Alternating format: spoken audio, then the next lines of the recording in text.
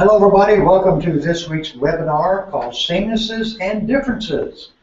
We're here at Tiffany Green's Golf Club in Kansas City, Missouri, along with Brenndan Cooper. And we're brought to you by Medicus Golf and KickX Golf. If you have any questions, please put them in the sidebar, and we'll get to those as soon as we get through with what we have to say. Yeah, you got to listen to us first. You got to listen to us before we can answer any of your questions. Okay, so what does samenesses and differences actually mean? Well, the samenesses part would be we all hold a golf club, we all stand a certain way, and we all make a motion with that club. So there's certain elements of the golf swing that are the same. Now, with those, there's some variations, if you will, of how it looks. Right.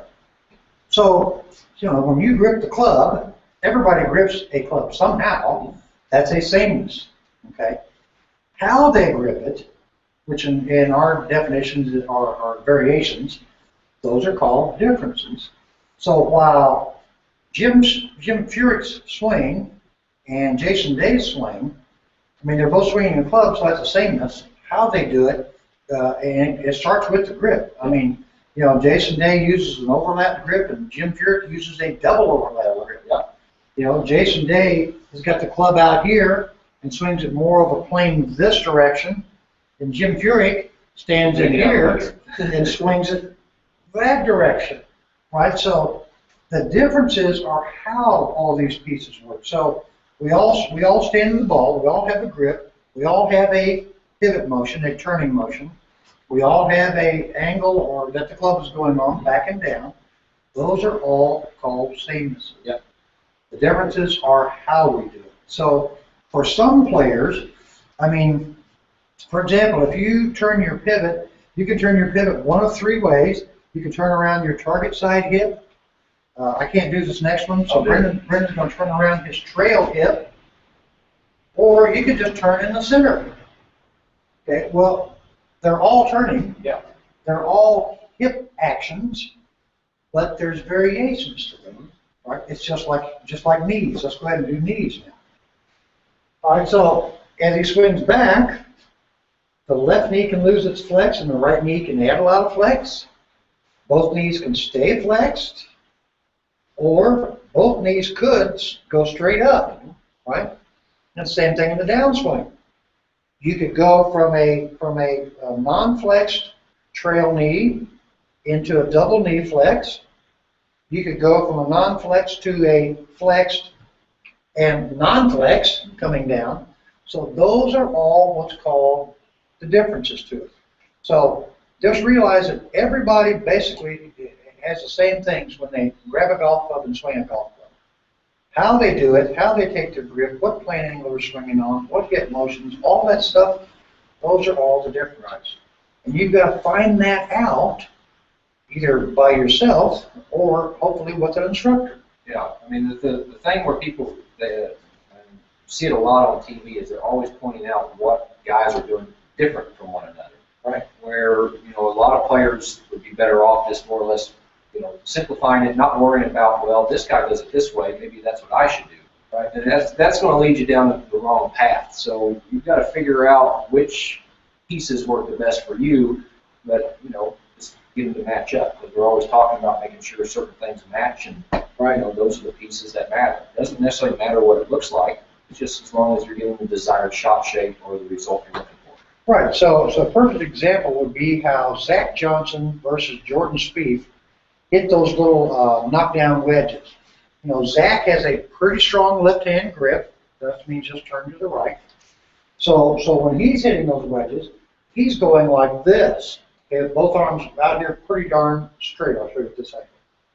Jordan has a much weaker grip, so when he hits the same shot, the elbow folds. His left elbow, I'll do it this way, folds when he hits it, versus Zach's strong grip that keeps going all the way around there. They're both hitting the same shot.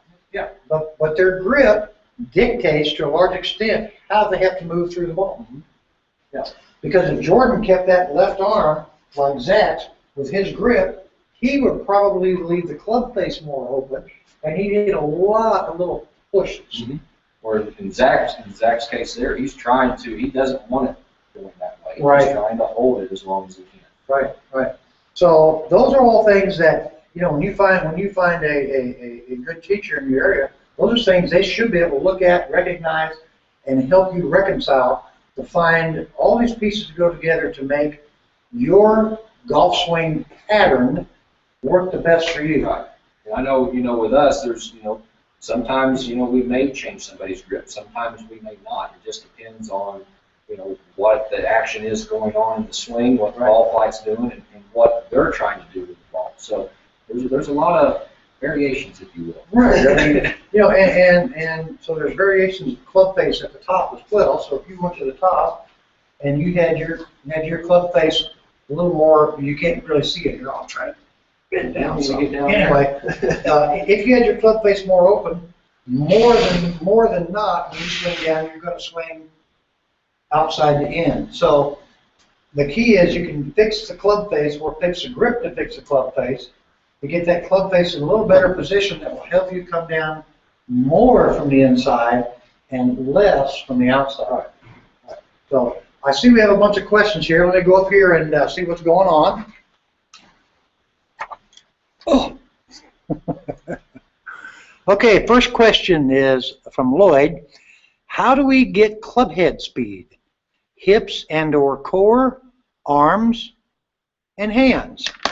Okay, let me grab this real quick. Brenndan, you can start talking about it. I'm going to get the stick. So would you be safe to say it's all the above? It's all of the above. So to answer your question, and that's what I meant by all of the above, is we've got to have the body's got to support and transport what the arms and the club is doing. So if I take this rod and just make a backswing here and take it to the top, now if I just try to turn my body, well, it made a swooshing sound. And that all I did was just go back and just try to use my body. But now, if I make the same backswing motion and try to turn my body and swing my arms, hopefully you can hear the difference in that sound, and that's where the speed's coming from. Right. It's coming from, at the start of the downswing, my body starts to transport all this, my arms and the club. And then from here, I've got to also swing my hands, arms, and club. All right, and so if you just use your arms only, which a lot of amateur golfers do, I'll do it this way so I don't hit Brenndan. Well, no, I'll do it this way. Okay, because you gotta be able to see the body. So 30 handicappers don't use their body, and their switch goes like this. It's over here. 15 handicappers get a little closer, but the better players are making that swish over here. So you don't want to just swing your arms without any body movement because the club's coming out too quick. All right, so you're going to hit way back here. All right, and if you notice, that swish wasn't nearly as loud. Yeah. It's about the same loudness as just using body only. So it's a combination of all those things. Yeah. All right, let's see what our next question is. All right, this question is from Steve. Why do I have so much trouble with ball above my feet and below my feet? I'm an 8 handicap and struggle severely with chunking or blading or really hooking these shots. All right, so let me get our metal stick-on thing here for a second. Brenndan, you can talk about that while I find it. Yeah, so if the ball is below our feet, one thing, you know, from a setup standpoint, and I'll just kind of go over the setup here, you know, so if the ball is below my feet, obviously I'm standing on flat ground here, but use your imagination. So a couple things you want to do from a setup is you want to feel like you're lowering your hips just a little bit more because you want to lower your center of gravity. And you want to set your weight a little bit more on the heels. So a lot of times people will leave their weight pretty much balanced, and depending on how severe the slope is, well, I'm going to kind of fall towards my toes on the downswing. So from a setup standpoint, put a little more squat down, and then feel like you're setting a little bit more weight back in the heels from the get-go. That's going to help you get things balanced out. And then make the club adjustment up or down relative to your body. So once you come around and face me, so we're looking at this way. All right, and I'm going to put this here, and I'm going to say that this is the target line.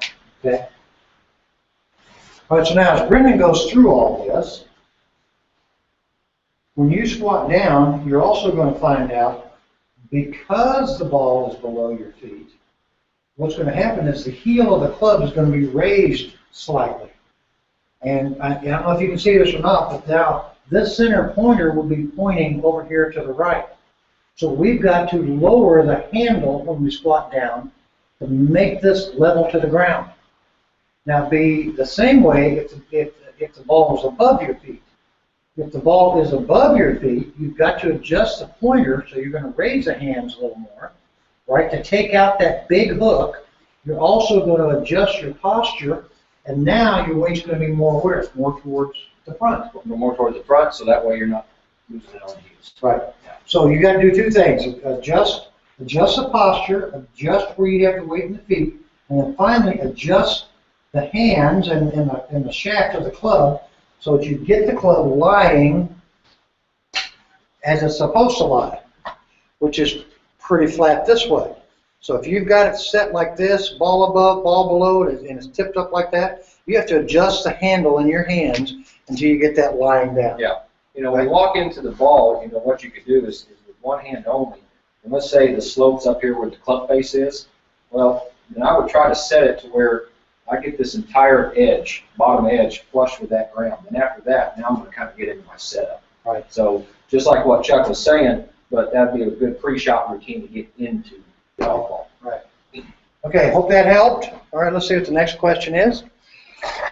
Our next one is from Steve.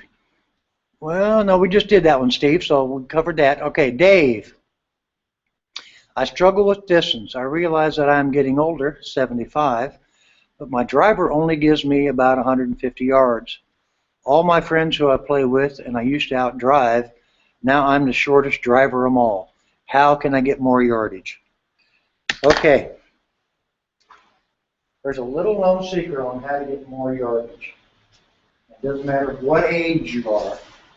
So I'm going to swing that direction. So when you get set up to hit the ball, all right, you take it up. After you strike the ball, just start walking backwards. 1, 2, 3. Now you've added 4 more yards to your drive. All right, it took me a while to catch on that one. Yeah, so. no, just kidding. That's pretty good. Well, first thing you want to look at is your golf club. Okay, you may not have made changes to your club lately with your driver. You may have to make some adjustments as far as shaft, as far as length, as far as loft. Yeah. Right.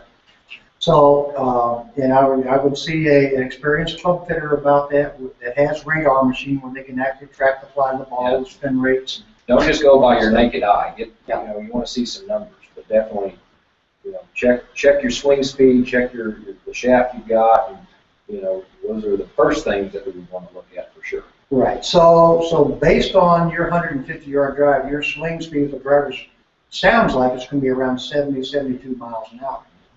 Now, how do I increase that speed? Just the drills we just did with this shaft. We're swinging this thing up and then feeling the body move and then the arms swinging. You have to generate arm speed. Yeah. I can make all the perfect body moves, everything else be in all the right positions, but if I'm swinging the club at 50 miles an hour, it's not going to go as far as it's going at 70 miles. Right. Exactly. So you've got to learn to increase the swing speed. And that's done, again, through training your body and arms, how to operate, and then just feel like you're taking this club and just slinging it as fast and as far as you can. Yep. Yep. It's also really difficult to create a lot of speed if you're coming into the ball like this. Okay? That is not going to generate swing speed. So we have a lot of drills up on the internet. Just go there and check them out. You can see them up on Medicus. You can see them up on Chuck Evans Golf on your videos. We have a lot of drills to show you how to maintain your arms and club through the golf ball along with your body and your speed. Yeah. Right? And just doing this little rod drill, that helps with a little bit with that, what you're talking about. Arms kind of getting like that. So. Right. And you know, when your arms get like that, I mean, one of the primary reasons people get like that is because their chest isn't turned out of the way. See, if I'm here and I turn my chest, look where my hands go. Look where my arms go. My left arm didn't break down. If I don't turn my chest and I try to move my arms, this is always going to happen. I can't help but do this. Yeah. So it's not like I'm trying to do it. My body's in a position only to allow me to do it. Doesn't have much of a choice. Doesn't have any choice at all. So hope that helps. It looks like we got one more question here. And this is from Skip. Hogan said hit with both hands. What you're thinking, left, right, or both? Well, I'll give you my answer, and then Coop can give you his. If I am going to hit something hard, I'm going to use my dominant arm. Okay. So I'm right-handed. Coop's left-handed. He plays golf right-handed. So he's using his right arm the whole time. My dominant arm is my left arm.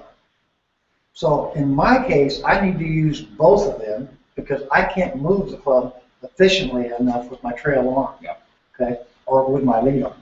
So, but he's got his lead arm really pushing it back here. I'm really pushing it with my right. He's really pushing it with his left. Yeah. All right. So it can be both. It can also be just your dominant arm. I mean, you have to experiment to find out. Does it feel better when I add more power, more thrust with my dominant arm, or does it feel better by using both arms? Yeah. And I think, without putting words in Mr. Hogan's mouth, I mean, I think with him it probably just depended on the shot, maybe. Right. Because depending on your shot shape, there may be a time where you're wanting to use one hand or arm versus the other without getting into a lot of detail. Right. But definitely, I mean, I know when we work with players, some players always say, well, should I be using my left or should I be using my right? I don't really care. But again, it kind of goes back to the samenesses and differences because, everybody's got some samenesses, but the different parts would be, well, I'm using my right, so if I'm using that, then that means some other pieces need to go with it. If I'm using my left, then other pieces need to go with that. Right. So it doesn't necessarily matter, but, I'm not trying to dodge the question, but. Yeah, you got to find out personally. I mean, I can't tell you how many thousands of golf balls I've hit trying to do right arm only, trying to do left arm only. Okay, and there's two different techniques because of how your body has to move. Yeah. And I can only tell you on my side, more power is coming from my dominant arm, right, than it is from my weaker arm. Yeah. So, yeah. Your weaker arm or your lead arm for us right-handers, its job basically is just to maintain its radius, right? It doesn't really supply any power or speed. So for a right-hander, their trail arm, okay, is generally providing all that. But again, if I'm trying to get this left arm going, see, it's going to break down. I go like this versus having a big, strong turn with it. But my right arm, however, can really drive this thing out. Yeah. Okay. So again, not trying to dodge it, but it's something you have to figure out what works best for you. Yeah. And like we said, it definitely ties into our topic today, the samenesses and differences. So, he's making the same type of motion, he's just doing something different to do it. Yeah. All right, well, it looks like that's it. We don't have any more questions. You'll notice it was not my intention to wear red. Brenndan is switching over to Chiefs Red Friday. No. He will soon learn the error of his ways. But anyway, we'll be back next week. Don't forget to write in what topics you'd like for us to cover, and also have your questions ready. And until then, we'll see you guys.